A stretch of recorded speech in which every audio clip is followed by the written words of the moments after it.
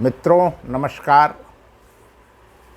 आज मैं आप सबको आपकी अपनी पुस्तक बलिया विरासत की बधाई देने के लिए उपस्थित हुआ हूँ। ये वही पुस्तक है जिसे आप सबके प्यार और दुलार ने एक नई ऊंचाई प्रदान किया है। बलिया विरासत एक ऐसी पुस्तक निकली जिसने पूरे देश के अंदर बलिया की जो गौरवशाली परंपराएं हैं, गौरवशाली जो इतिहास है, उसे पहुंचाने का काम किया है। इसकी रिकॉर्ड तोड़ बिक्री ने बलिया के प्रति और बलिया के इतिहास के प्रति जो लोगों का प्यार है उसे दर्शाया है। वास्तव में यह जो बलिया विरासत पुस्तक है, यह लगभग मेरे 30 साल के शोधों का प्रतिफल है। बलिया विरासत में बहुत सारे ऐसे अनछुए सवाल हैं, उनके जवाब हैं जिसे दुनिया को छोड़िए बलिया के लोग नहीं जानते थे। बलिया का इतिहास मैंने 5000 वर्षों के इतिहास को समेट करके बलिया विरासत में लिखा है। वह 5000 वर्षों का इतिहास यद्यपि बलिया पर केंद्रित करके लिखा गया है, लेकिन वह इतिहास एक प्रकार से इस भारत का इतिहास है। ये कहा जाए कि मनुष्य जब गुफा कंदराओं के अंदर रहता था, नौकाएं नहीं होती थी, बांस के और पेड़ों के तनों की नाव बना करके जब मनुष्य यात्राएं करता था, उस कालखंड से लेकर के और आज तक का जो इतिहास बलिया विरासत में समेटा गया, वह अपने आप में एक अद्भुत था और आपके प्यार ने उसे और अधिक प्रमाणित किया है। हम अपने सभी भोजपुरिया बलियाटिक लोगों को बारंबार प्रणाम और नमन करते हैं इस प्यार के लिए कि आपने अपने बलिया विरासत को इतना प्यार दिया। बलिया विरासत में इतिहास जिस प्रकार से समेटा गया, 1194 में जब यहाँ कुतुबुद्दीन ऐबक आया, 5 मई 1529 को मध्ययुगीन इतिहास की जो जल और थल पर पहली जंग हुई वह बलिया में हुई। उसका साक्षी बलिया बना।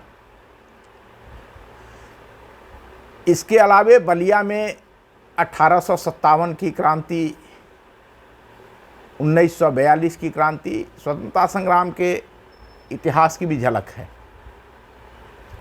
इस पुस्तक में यहाँ के संपूर्ण प्रशासनिक ढांचे की भी जानकारी संग्रहित की गई है। इस पुस्तक को कई खंडों में लिखा गया, जिस संक्षेप में ही सही आपको बलिया के बारे में अद्यतन जानकारी, बलिया के संत महात्मा महर्षि भृगु, गर्ग, पराशर, दरदर, विश्वामित्र, ऐसे जितने भी ऋषि मुनि बलिया में तपस्या किए, उन सब के बारे में जानकारी इस पुस्तक में संग्रहित है। इसके अतिरिक्त बलिया के अंदर जितने भी पर्यटन स्थल हैं उनके बारे में भी इस पुस्तक बलिया विरासत में जानकारी दी गई है। बलिया विरासत में बलिया के जितने भी मठ मंदिर हैं, उन मठ मंदिरों के बारे में भी जानकारी संग्रहित है। यहाँ जितने लोगों को पद्मश्री मिला, ऐसे विभूतियों का, राजनयिकों का, संत महात्माओं का, यहाँ की लोक विधाओं का लोक परंपराओं का, ये सारी जानकारी बलिया विरासत में दी गई है। और बलिया विरासत एक ऐसी पुस्तक बनी जो पूरे देश में लोगों को एक प्रेरणा देने का काम करी। भारत सरकार और तमाम प्रदेश सरकारें भी चाहती हैं कि हर जनपद के अंदर इस प्रकार की जानकारी, बहुत सारी ऐसी चीज़ें हैं जिनसे जिलों के अंदर विकास की एक नई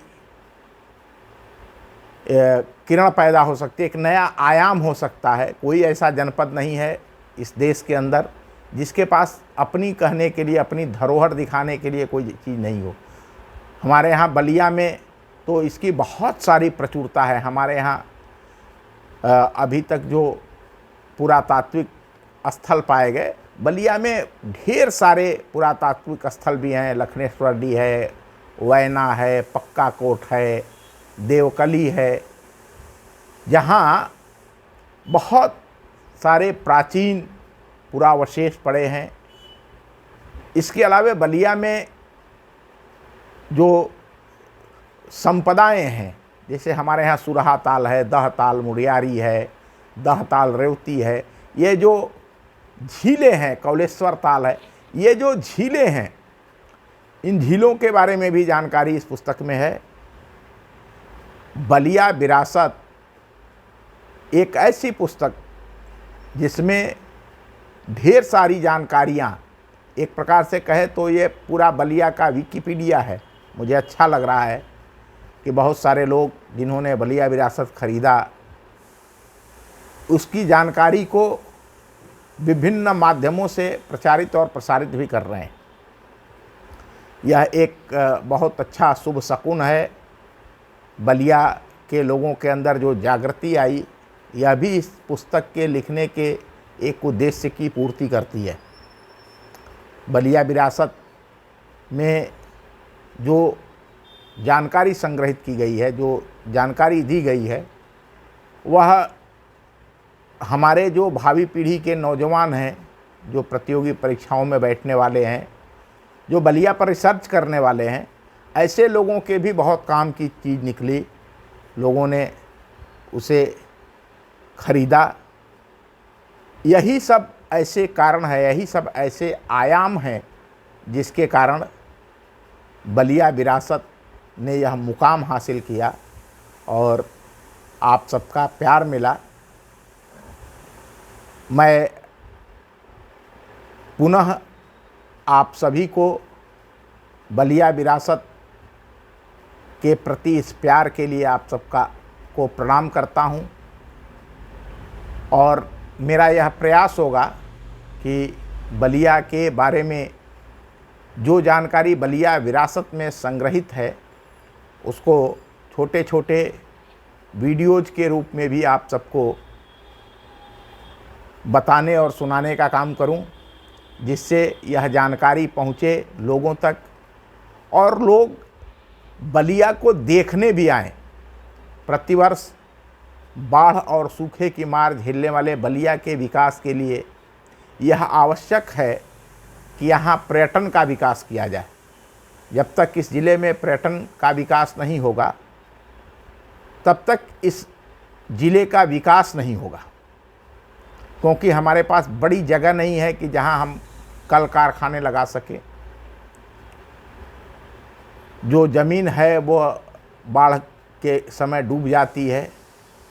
तो इस प्रकार से इस छोटी भूमि पर हमारे यहाँ जो दिखाने की जगहें हैं, कामेश्वर धाम कारों है, लखनेश्वर डी है, आपका बनखंडी नाथ मठ डूहा बिहरा है, चैन राम बाबा का मंदिर तहतवार है, महाराज बाबा मिल्की मठिया है, खपड़िया बाबा का आश्रम संकीर्तन नगर है। ऐसे बहुत सारे स्थान हैं जहाँ पर्यटन की अपार संभावनाएं हैं, जो इस ज़िले के विकास के लिए एक पहिए का काम करेंगे। जो हमारे पास दिखाने के लिए धरोहर है, उसे हम दिखा सकेंगे। यह बलिया विरासत आप सभी के प्रेम और प्यार से जो नई ऊंचाइयां छू रही है, उसके लिए मैं पुनः आप सबका धन्यवाद करता हूं। और सब लोगन के दसों नोह जोड़ के प्रणाम करतानी। बलिया विरासत के रउरा सभे जौन प्यार आ दुलार देहनी, ओकरा प्रति हम रउरा सबके आभारी बानी। बहुत बहुत धन्यवाद।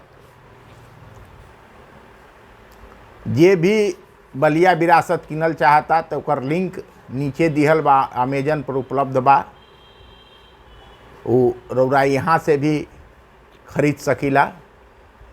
जरूर खरीदी सभे, पढ़ी सभे।